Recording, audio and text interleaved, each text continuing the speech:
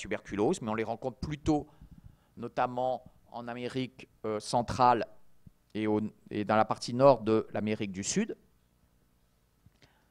Je dirais que ce sont des maladies qui, histologiquement en tout cas, on ne peut pas faire la différence sur le seul aspect du granulome. Et puis, il y a des maladies d'exposition professionnelle, mais je ne vais pas rentrer dans le détail. Deuxième grand type de granulome de type corps étranger. Alors, c'est un granulome très différent, parce que celui-là, globalement, il n'y a pas de cellules épithélioïdes. Alors que dans le premier, c'est la cellule épithélioïde qui est clé. Il y a des cellules géantes, mais il n'y a pas de cellules. C'est la cellule épithélioïde qui est clé. Dans ce granulome de type corps étranger, c'est la cellule géante que l'on va voir. En gros, il n'y a pas de cellules épithélioïdes. Et donc là, on va le voir, il y a un rôle important du point de vue mécanisme de l'interleukine 4, mais en tout cas, c'est une réaction tout à fait particulière. En dehors de ces deux grands types de granulomes, il y a des formes très rares, enfin plus rares, qui sont des granulomes dits histiocytaires, lipophagiques, où il n'y a que des macrophages chargés de lipides, ou histiocytaires et éosinophiles. Je pense que là, pour le cours d'aujourd'hui, vous avez surtout à retenir épithélioïde gigantocellulaire, granulome de type corps étranger. Ce n'est pas la peine de retenir la suite. Et donc, je reprends un peu les étiologies parce que c'est important de bien comprendre. Vous avez donc dans les granulomes épithélioïdes gigantocellulaires, vous allez le voir en TP, la première cause mise en 4 croix, la tuberculose, avec notamment une nécrose tout à fait particulière dans la tuberculose qu'on appelle la nécrose caséeuse. Caséeuse parce qu'elle ressemble à du caséum. C'est un petit peu blanchâtre, ramolli, comme du lait un peu. Cet aspect blanchâtre est assez particulier, est assez spécifique, pas à 100%, mais de la tuberculose. Et lorsqu'on a cette nécrose et qu'autour de cette nécrose, on a des granulomes, on appelle cela des lésions caséo-folliculaires. Follicule parce que ça forme un rond comme un follicule lymphoïde. Mais vous comprenez que ça n'a rien à voir avec un follicule lymphoïde, c'est un rond qui est fait de cellules épithélioïdes. Et puis lorsqu'il y a beaucoup de fibrose, et uniquement de la nécrose, parce que ça se produit parfois, comme je vous l'ai dit de temps en temps dans l'inflammation chronique, les cellules de l'inflammation vont être en nombre diminué et c'est la fibrose qui est au premier plan. Ça s'appellera, parfois on n'a que de la nécrose et de la fibrose. On appellera ça à ce moment-là des lésions caséo-fibreuses. Et donc là, vous retrouvez les étiologies que je vous ai données pour les granules épithélioïdes gigantocellulaires. Le beryllium, hein, c'est une exposition, les gens qui travaillent dans l'industrie de l'aéronautique peuvent être exposés à ce composé qu'on appelle beryllium et qui peut donner des granulomes qui ressemblent à tout point de vue au granulome de tuberculose. Deuxième grand type de granulome de type corps étranger, là il y a deux choses complètement différentes. Premièrement, corps étranger exogène. Exemple, du talc. Maintenant c'est plus rare quand même, mais avant ça se produisait avec la chirurgie. Les gants, de temps en temps on ne faisait pas attention et il y avait un peu de talc qu'on allait retrouver dans le péritoine du patient et il allait faire une réaction de type corps étranger vis-à-vis du talc. Des fils de suture, parfois non résorbables également, peut donner un corps étranger. Il y a aussi des corps étrangers d'inhalation, hein, inhalation de corps étranger. Et donc là, c'est très important pour le pathologiste de regarder en lumière polarisée, c'est-à-dire qu'on regarde de façon un peu spécifique au microscope, parce que ces corps étrangers exogènes, souvent, on va en lumière polarisée, ils vont polariser la lumière de façon tout à fait différente aux substances endogènes, et donc cela va permettre de diagnostiquer ces corps étrangers. Le deuxième grand type, et finalement le plus fréquent, c'est ce qu'on appelle réaction de type corps étranger endogène, et alors là c'est très fréquent. Premier exemple, vous le verrez quand vous ferez le cours sur athérosclérose en pathologie vasculaire, c'est quand on a une précipitation des cristaux de cholestérol dans la plaque d'athérosclérose, ces cristaux de cholestérol sont considérés par l'organisme comme des corps étrangers. Et donc, il va y avoir toute une réaction inflammatoire vis-à-vis de ces cristaux qui sont considérés comme des corps étrangers. Et ces cristaux de cholestérol ou d'acide gras, quand vous avez beaucoup de nécrose dans un tissu à cause des phospholipides membranaires des cellules qui sont nécrosées, eh bien, ça va précipiter dans le milieu extracellulaire sous forme de cristaux. Et donc, vous allez avoir des réactions. À chaque fois que vous avez de la nécrose, vous pouvez avoir des réactions granulomateuses vis-à-vis de cette nécrose. Et ça se voit beaucoup en post-chimiothérapie de cancer. On peut avoir, en post-chimiothérapie de cancer, des réactions granulomateuses vis-à-vis de corps étrangers endogènes liés à la nécrose tissulaire. Alors, qu'est-ce que ça donne en histologie? Voilà ici un granulome épithélioïde gigantocellulaire. Vous voyez qu'on devine un petit peu cet aspect vaguement bien limité, arrondi. Toutes ces cellules-là, ovoïdes avec un cytoplasme éosinophile rouge, tout ça, ce sont des cellules épithélioïdes. Ici, cette cellule-là, c'est une seule cellule. Vous voyez que par rapport à un petit lymphocyte, c'est beaucoup plus grand. C'est une seule cellule et qu'il y a des noyaux ici tout à fait particuliers qu'on appelle des noyaux en fer à cheval qui aident à les reconnaître. Alors aujourd'hui, honnêtement, on ne fait plus tellement la différence. Avant, on attachait beaucoup d'importance à la disposition des noyaux dans les cellules géantes. Mais en tout cas, indéniablement ici, c'est une cellule géante dérivée d'un macrophage qui est présente et qui donc a de la valeur diagnostique associée aux très nombreuses cellules épithélioïdes. Ici, il s'agit donc d'un granulome épithélioïde gigantocellulaire. Ici, c'est un autre granulome épithélioïde gigantocellulaire avec de la nécrose au centre. Vous voyez cet aspect éosinophile, disparition d'architecture normale. Et ici, par contre, c'est un granulome de type corps étranger vis-à-vis du corps étranger exogène. Ici, vous avez le corps étranger, c'est en fait des sous-unités de fils, c'est vis-à-vis de fils de suture, tous ces ronds-là.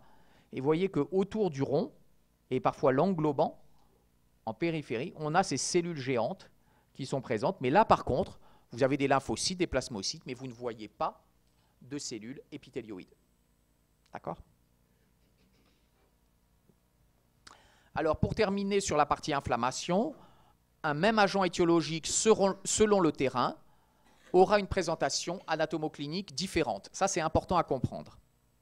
C'est-à-dire que je prends l'exemple de la mycose qu'on appelle l'aspergillose, qui est liée à un filament mycélien qu'on appelle l'aspergillus. C'est le nom de cette mycose.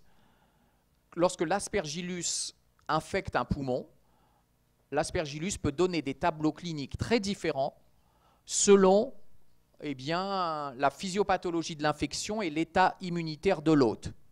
Ainsi, si le patient avait une tuberculose, il est fréquent que l'aspergillus peut se greffer dans un trou qui a été lié à la tuberculose antérieure. C'est ce qu'on appelle un aspergillome, c'est-à-dire une truffe. Le champignon croît, et ça on le reconnaît très bien radiologiquement. On a une croissance du champignon dans la caverne de la tuberculose, dans la cavité où il y avait la tuberculose antérieurement. Deuxième maladie,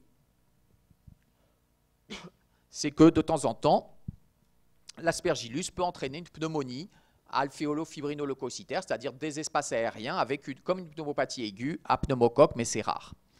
Troisième maladie, c'est qu'il peut y avoir de temps en temps chez un patient très peu d'aspergillus et une sorte de réaction exacerbée allergique. C'est ce qu'on appelle l'aspergillose bronchopulmonaire allergique. En gros, il y a très peu de filaments mycéliens et une réaction allergique. Et quatrièmement, on l'a vu la fois dernière, cet aspergillus chez un sujet notamment qui est neutropénique, et le plus souvent la plus grande cause, neutropénie, ça veut dire qu'il y a une diminution de ces polynucléaires neutrophiles dans le sang, d'accord ? Il est donc en déficit immunitaire. La cause principale de neutropénie aujourd'hui, c'est la chimiothérapie pour un cancer, qui va le plus souvent faire baisser les polynucléaires neutrophiles. Eh bien, on sait que si on fait baisser les polynucléaires neutrophiles chez quelqu'un, eh bien, l'aspergillus va avoir tendance à envahir le tissu et à pénétrer dans les vaisseaux. D'accord ? Le neutrophile est une arme très importante pour empêcher le champignon de pénétrer profondément dans le tissu, de pénétrer dans les vaisseaux. Donc de traverser des voies aériennes jusque dans les vaisseaux. Et on a vu la fois dernière, avec l'inflammation thrombosante, quel était le risque de cette aspergillose invasive. Il faut savoir que ça donne une pneumopathie qui ressemble, vous le verrez, comme ça, occlut, ça fait de la nécrose. Cette nécrose qui ressemble à une nécrose de type infarctus. C'est pour ça, vous verrez le cours sur infarctus en pathologie vasculaire, qu'on l'appelle infarctoïde, parce que ça ressemble à un infarctus. Et c'est une maladie très grave qui est une des causes de mort des patients sous chimiothérapie. Donc ici, pour vous montrer un exemple, ça c'était une caverne, un trou. Il y avait initialement un trou ici en rapport avec, vous voyez, cette fibrose blanchâtre de la tuberculose. Il y a le champignon qui a poussé à l'intérieur. Tout ça, c'est des bouts de champignons d'aspergillus. Et ici, je vous remontre l'image que je vous ai montrée. Il y avait ici les branches artérielles pulmonaires qui sont entre les deux lobes, et il y a un thrombus d'aspergillus, une caillot constituée essentiellement d'aspergillus, qui va oblitérer la lumière artérielle et donc entraîner une nécrose du parenchyme pulmonaire, qui malheureusement peut être une nécrose hémorragique et entraîner des hémoptysies, crachats de sang, et une cause de décès. Alors, quelques mots sur inflammation et virus. On va aller relativement vite sur inflammation et virus. Parce que l'inflammation virale est un petit peu particulière. Vous vous rappelez ce qu'est un virus? Un virus, c'est un parasite intracellulaire qui est habituellement soit un virus de type ADN, soit un virus de type ARN. Et le virus, pour qu'il se réplique, pour qu'il prolifère, il est dépendant de l'hôte. Les virus, ils ne sont pas visibles en général. On ne voit pas le virus. Autant la bactérie, on peut la voir au microscope classique. Elle est toute petite, mais on peut la voir. Autant nous ne voyons pas au microscope les virus.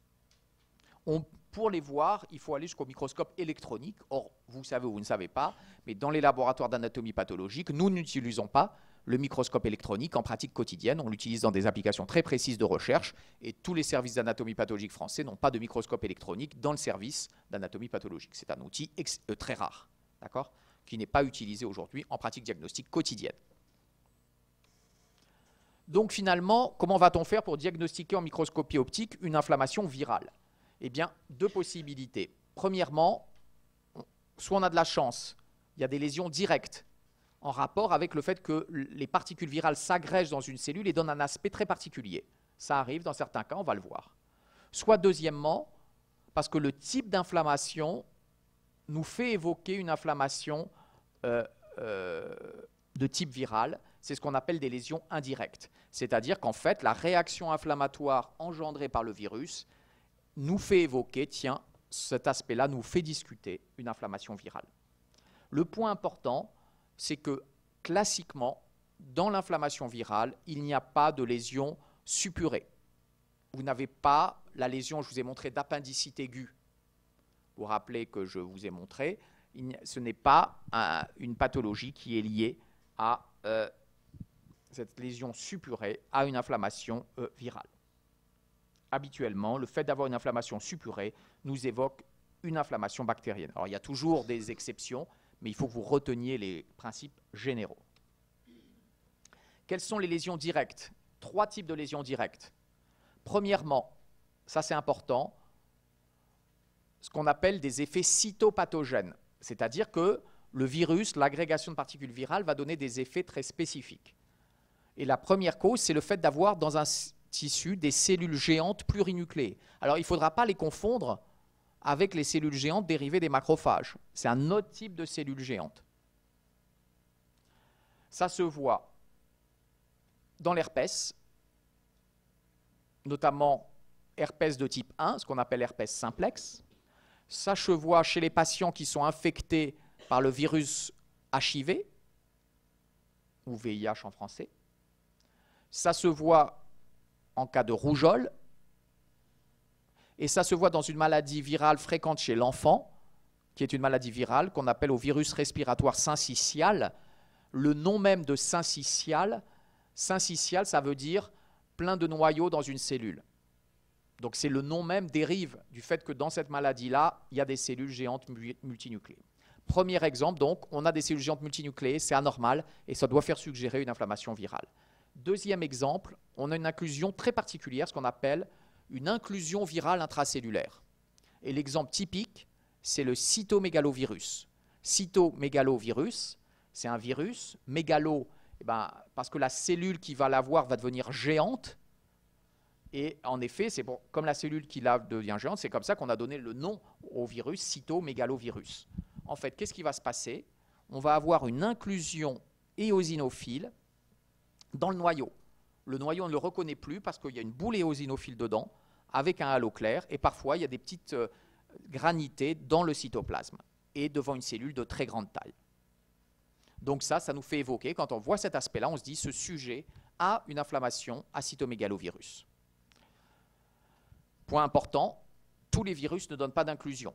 En effet, le virus d'Epstein-Barr, par exemple, ne donne pas d'inclusion virale détectable en microscopie optique. D'accord? Troisième effet cytopathogène, la lyse cellulaire, c'est-à-dire que la cellule est morte, est lysée. C'est ce qui se voit notamment avec le virus de la grippe. La problématique de cela, c'est que des cellules peuvent être lysées, pas uniquement par des bactéries, par des virus. Donc du coup, ce n'est pas un signe très spécifique. Les deux plus spécifiques de très loin sont les cellules multinucléées et les inclusions virales intracellulaires. Alors pour vous donner un exemple d'inclusion à cytomégalovirus, voilà une cellule, là on est dans des cellules épithéliales, voilà une cellule épithéliale normale, et voilà la cellule qui est infectée. Vous voyez qu'elle fait 3 fois, enfin plus, 3 à 5 fois le volume de la cellule normale, c'est pour ça qu'on le nom de cytomégalovirus. Et vous avez donc dans le noyau, il est remplacé par cette inclusion éosinophile. Ce n'est pas le noyau, ça, de la cellule, c'est l'inclusion virale. Et il y a même ici, on le voit très bien, des petites inclusions intracytoplasmiques. Quand on voit dans un tissu cet aspect morphologique-là, on a affirmé chez le sujet qu'il y a une inflammation à cytomégalovirus. Et encore ici, un autre aspect de cytomégalovirus. Vous voyez ici, c'est l'épithélium respiratoire d'un poumon. Vous voyez toujours cette inclusion éosinophile avec un halo clair. Ici, là, là, là, là, là. On les voit très bien. Une fois qu'on est habitué, on les voit bien.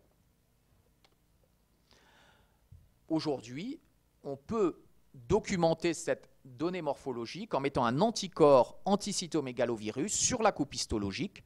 Et vous voyez que ça va nous montrer très bien en marron. On fait une révélation colorimétrique. En marron, on a les cellules épithéliales qui expriment les antigènes du cytomégalovirus. Et donc, ça permet quelque part, c'est une confirmation supplémentaire du type ce patient a bien dans ses pneumocytes de la protéine virale de type cytomégalovirus. Donc, on peut détecter maintenant ces virus par immunohistochimie, c'est-à-dire dépôt d'anticorps sur la coupe histologique et révélation colorimétrique des anticorps spécifiques de tel ou tel virus. Alors, les lésions indirectes, elles sont plus rares. Enfin, plus rares, c'est pas qu'elles sont plus rares, elles sont moins spécifiques. Elles sont à prédominance, comme toutes les inflammations chroniques, on l'a vu, de lymphocytes et de macrophages. Et on a vu déjà des exemples. Ça peut être de la congestion vasculaire simple, exemple la rhinopharyngite, vous êtes enrhumé, vous savez que c'est lié à un virus. Heureusement, on ne biopsie pas à chaque fois que vous êtes enrhumé votre rhinopharynx, parce que ça serait douloureux, pour voir juste de l'œdème et quelques lymphocytes. Donc on attend, ça va passer tout seul. Deuxième maladie très sévère, je ne vais pas y revenir, on l'a vu la fois dernière, c'est le dommage alvéolaire diffus. C'est le virus de la grippe qui est responsable de ça chez le sujet âgé. On avait vu cette inflammation très hémorragique avec de la barrière alvéolo-capillaire, d'accord ? Inflammation aiguë hémorragique. On sait que quand on a ce type d'inflammation, nous, on doit se dire, est-ce que ce sujet n'a pas une inflammation virale ? On doit discuter cette cause. Donc, vous voyez que c'est le type de lésion qui doit nous faire réfléchir, quand je vois ce type de lésion, est-ce que je n'ai pas une inflammation virale ? Troisième